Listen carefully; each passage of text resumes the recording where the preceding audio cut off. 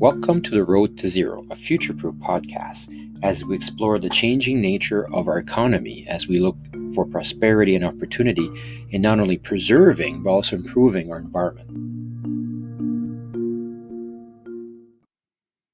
Today on The Road to Zero, we're talking to Wilson Ma, Vice President of Corporate Development of LiCycle, and he's coming to us from Toronto. Welcome, Wilson. Hi, Nick. Thanks for having me. It's a pleasure. And first thing I'd like to know is, how did you get into this field, into the what we'd like to call the circular economy or in sustainable enterprise? How did you get there with this company? Yeah, circularity is universally applicable. While the concept of circularity has existed for a long time, I really got to understand the importance of closing the loop in my last role at a previous company. So there I was trying to close the loop between farm to fork, food waste to fuels.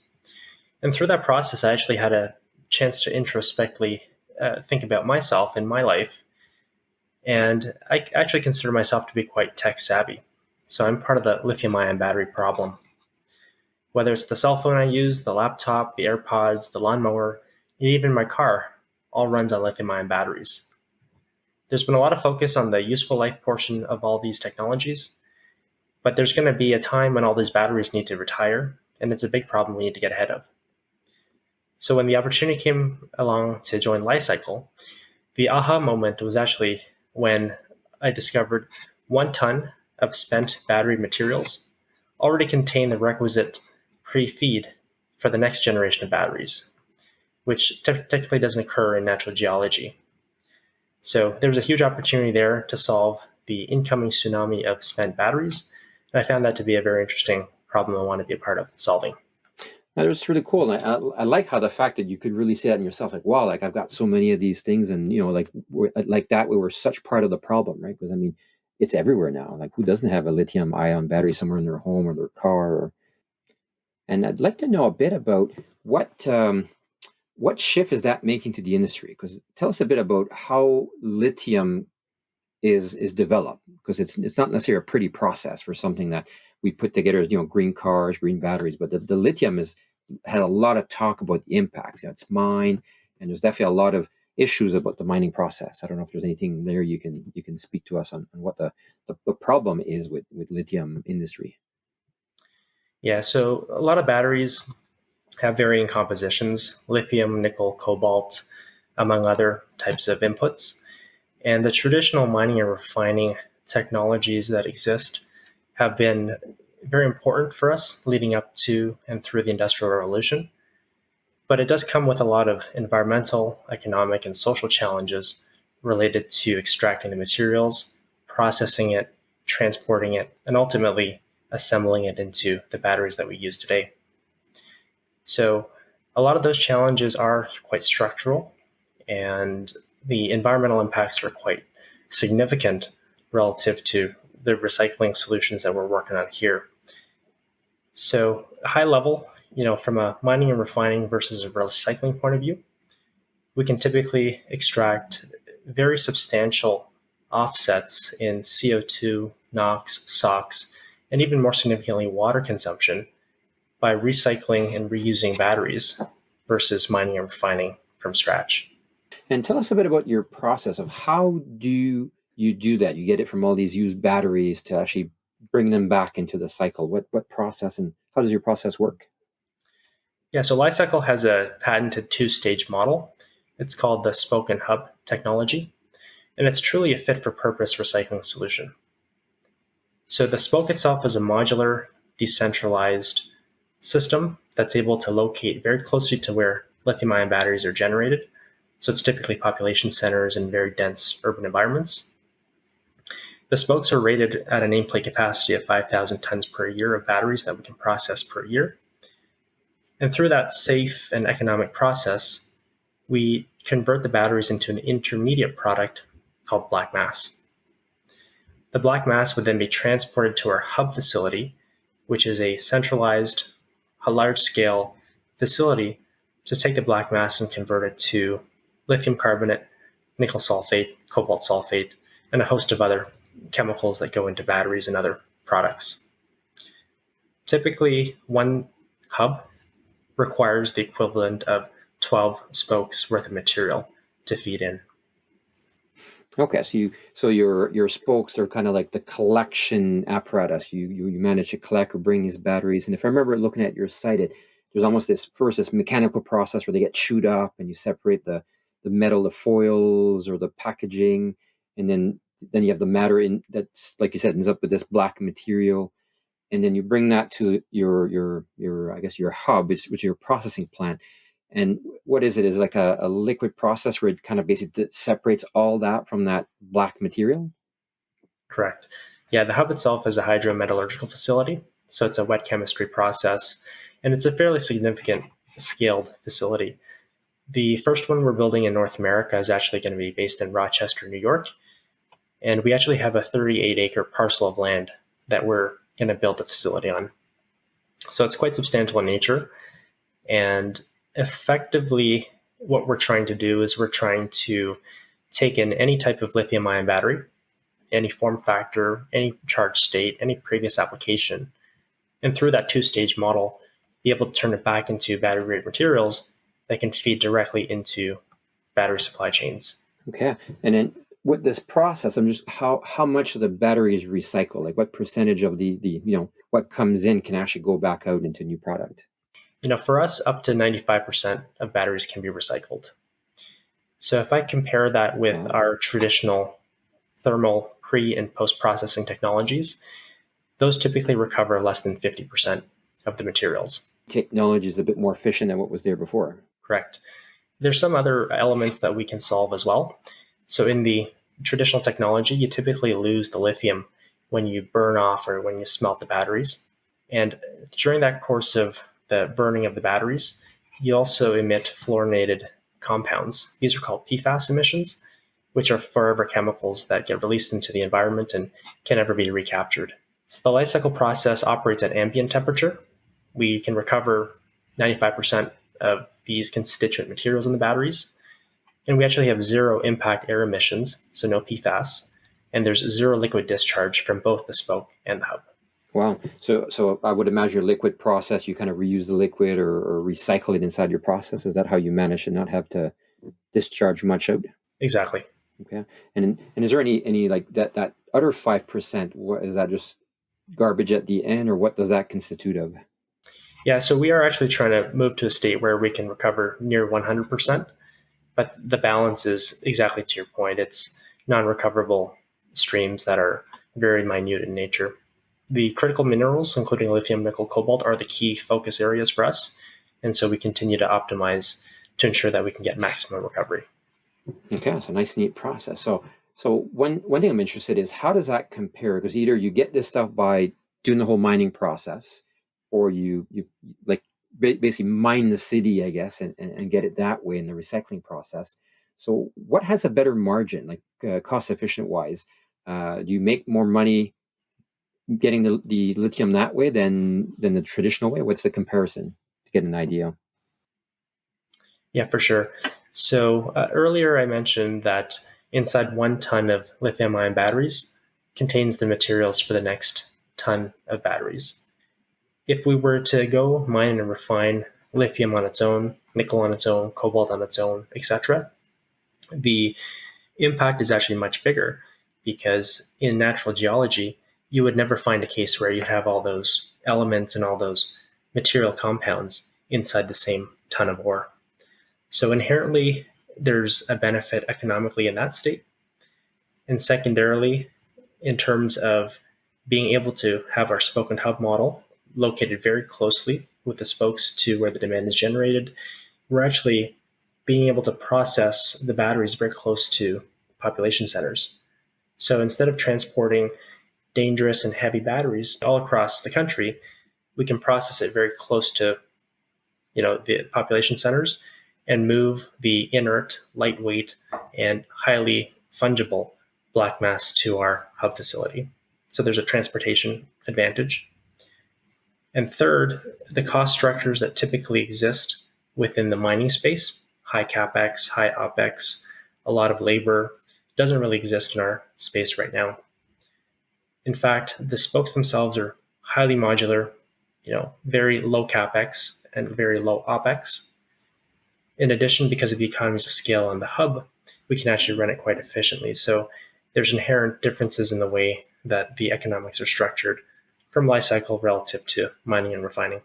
Yeah, so what I hear is that to set up, it's a fraction of the cost to really set up, and it sounds like there's a lot of operational costs would be lower. So it's definitely a better business model in a lot of ways. Yeah, definitely a lot less impact. Tell us a bit about how does that work to return? Like, do you pay for the batteries, or do people pay you for disposal? What kind of model did you create to get those batteries back? Yeah, great question. So it depends on the chemistry. So we pay based on the constituent materials inside the battery itself. Some batteries with higher cobalt content generally are worth more than ones with less. And it's really an interesting dynamic because in the European Union, a lot of recyclers are very used to what's called a tip fee, which means the end user has to pay the recycler to take the batteries. In North America, here, we're generally not very supportive of a tip fee, and a lot of the end users are looking for the recycler to pay the end user for their batteries. So because of the economic model that I described earlier, we're actually in a favorable spot to be able to pay market value for the different types of batteries that we receive. And so typically the payable will offset the logistics, and it could potentially be a revenue stream for the end users that we serve. Okay, I almost picture people picking batteries out of the garbage, kind of like they do pop bottles to bring them to a refund center. Absolutely. All right, and imagine what some of your big battery users, you probably have a better relationship, because I imagine they have these massive amounts of it. So are those primarily where you get them, or do you get them really from the like residential market? Like where's the most of your batteries coming from? Today, a lot of our batteries come from consumer sources. So this would be your cell phones, laptops, your power tools, etc. There's going to be an increasing influx coming from manufacturing scrap and automotive this year and going forward. In fact, we actually just announced a deal with Ultium, which is a joint venture between GM and LG Energy Solutions, to build a process their manufacturing scrap from their Ohio facility starting next year. So Ultium itself is a $2.3 billion investment to build a 30 gigawatt hour facility inside the state of Ohio. And it's actually the second factory of this scale in North America after Tesla and Panasonic. So OEMs like GM are thinking about closing their own supply chain loop, and to be able to turn this scrap or this waste into a revenue stream. We're also very excited to support GM's Zero Waste initiative by helping reroute that manufacturing scrap away from landfills and actually complement the battery grade materials that they're receiving from traditional mining sources as well as urban mining sources like LiCycle. And what right now, like I know you guys are ramping up, what's the percentage of batteries that actually make it to the recycling vice end up in the landfill? Yeah, it depends on the sophistication of the megafactory. So typically anywhere between 5 and 30% of all the cells produced could be scrapped. So these include offcuts, quality assurance, rejects, and generally batteries that don't meet the spec. So if you can imagine all the number of megafactories that are being built around the world and multiply that by the scrap rate, there's actually a substantial amount of tons per year that could be recycled and processed. So the entire recycling industry is actually trying to find a solution for all of these megafactories coming online. And there is a substantial amount of quanta of scrap or batteries that can be recycled in the short, medium, and long term. Well, I never even thought about that issue of not even the used batteries, but the actual scrap coming from batteries. I never even imagined there was such a waste stream coming from there. Yeah, it's interesting. Okay. And then what do you figure the impact of these technologies, and as you guys scale up, what's the impact going to be to the industry? Like how much, I imagine we'll probably see a lot more batteries just going back into the life cycle process. But how much do you think that's going to impact the impact of mining? Recycling will be a complement to mining. Certainly, we are looking to recycle as much as possible. But just based on the sheer demand, based on a few mega trends, including the adoption of EVs, including the need for additional batteries in energy storage systems and in other renewable applications, we feel like the demand is always going to present a challenge. So mining and refining will always have its place in the industry, and recycling at this point in the short, medium term will be a strong supplement to that. I think it just speaks to the sheer volume of batteries that we're going to be bringing online. And what would you say is next for your company? So I really hear you guys are scaling up, bringing your technology in production. So you have a plant in the States. What else do you see for you in the near future? Yeah, so today, LiCycle is North America's largest lithium-ion battery recycler. We've got 2 operating facilities right now. The first is in Kingston, Ontario, Canada, and the second is in Rochester, New York. We actually just announced a 3rd facility in Phoenix, Arizona, which will be online later this year. And at steady state, we will actually be North America's #1 domestic supplier of cobalt sulfate and the top 2 suppliers of both nickel sulfate as well as lithium carbonate. Back in February, we announced a business combination agreement with Peridot Acquisition Corp.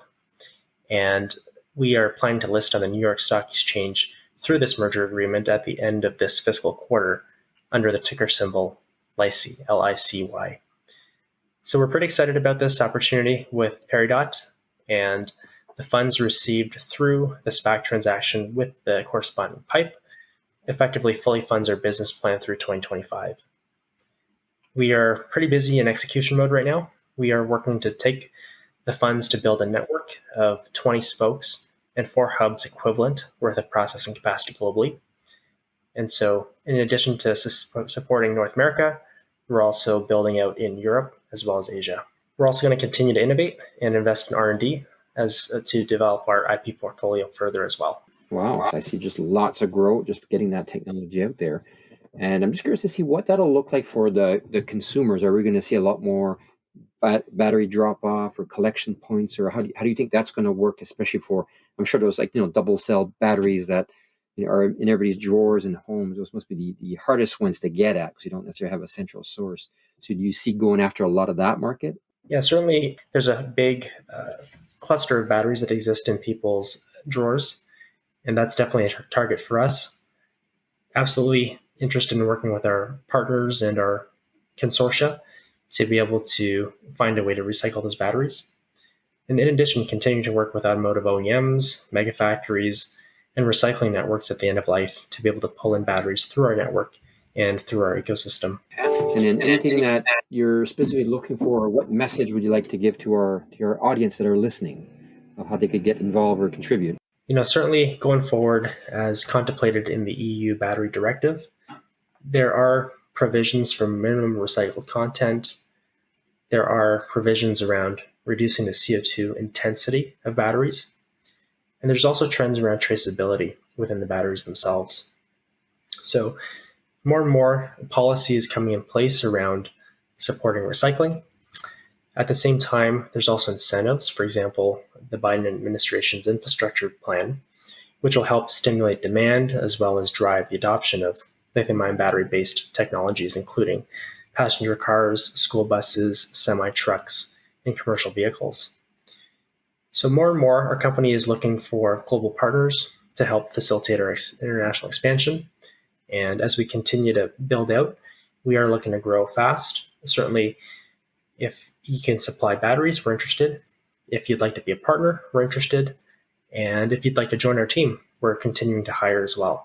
So feel free to reach out to us, and we'd love to find a way to work with all of you. Perfect. Well, thank you very, very much for sharing what you're up to. And I really look forward to see how quickly that expands, because it's definitely much needed.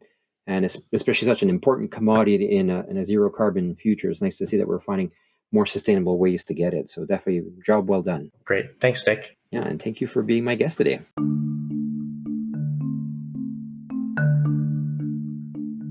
To hear more about our podcasts, showcase events, or the Futureproof Network, please visit us at www.futureproof-network.com.